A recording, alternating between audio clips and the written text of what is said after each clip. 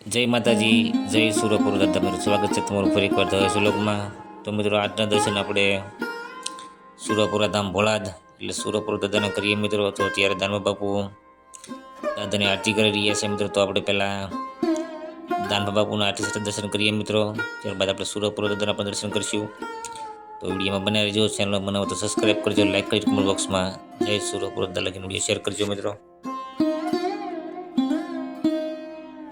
તો મિત્રો, દાનવા બાપુ આરતી કરીને જઈ રહ્યા છે. તો આપણે થોડી વારમાં હવે સુરપુર દાદાના દર્શન કરીએ મિત્રો. આરતીના ટાઈમે થોડી વાર માટે દર્શન માટે બન્યું હોય છે મિત્રો. તો થોડી જ વારમાં મંદિર ખુલે ત્યારબાદ આપણે આગળ સુરપુર દાદાના પણ દર્શન કરીશું મિત્રો. તો વિડીયોમાં ઠેઠ સુધી બનાવી રહેજો.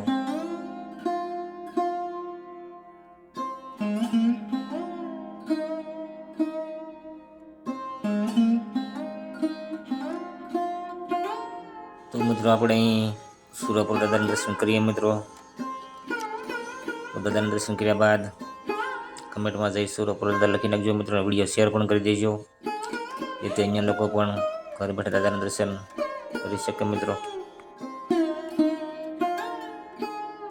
તો મિત્રો, તમે જોઈ શકો છો આજે પણ દાદાના સાનિધ્યમાં હજારો લોકો દાદાના દર્શને આવ્યા છે મિત્રો. આવી જ રીતે દાદાનું સાનિધ્ય સુરપુર ધામ ભોળાદ દિવસે ને દિવસે દાદાનું માતમ પણ ખૂબ જ વધતું જાય છે મિત્રો. આવી જ રીતે દર સોમવારે અને મંગળવારે પણ મોટી સંખ્યામાં લોકો આવે છે. અને વ્યસન મુક્તિનું ખૂબ જ મોટું દાનવા બાપુ અભિયાન ચલાવી રહ્યા છે મિત્રો. તમે પણ કોઈ વ્યસન મુક્તિ માટે આવવા માંગતા હો તો સોમવારે અથવા મંગળવારે જ આવવું મિત્રો.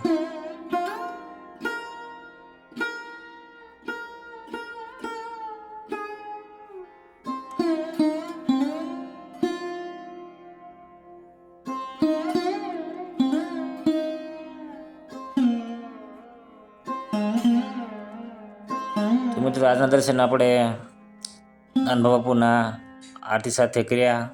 ત્યારબાદ આપણે સુરપુર દાદાના પણ દર્શન કર્યા મિત્રો. તો હવે આપણે આગળ શેડ તરફ જઈશું, જ્યાં ચા પાણી અને નાસ્તાની પણ વ્યવસ્થા કરવામાં આવશે મિત્રો. ત્યારબાદ બપોરે પ્રસાદીની પણ વ્યવસ્થા કરવામાં આવશે. સાથે જ આગળ દાનવા બાપુની પણ હાજરી છે. તો આપણે એના પણ દર્શન કરીએ મિત્રો.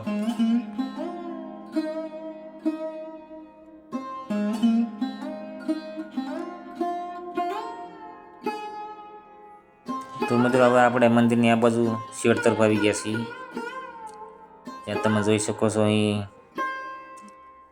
દાનવા બાપુની ગાડી પણ પડી છે. તો મિત્રો, અહીં હાજર જ છે. ત્યારબાદ આપણે અહીં શેડ તરફ આરામ કરવા આવી ગયા છીએ મિત્રો. તો આવી જ રીતે મિત્રો, આપણે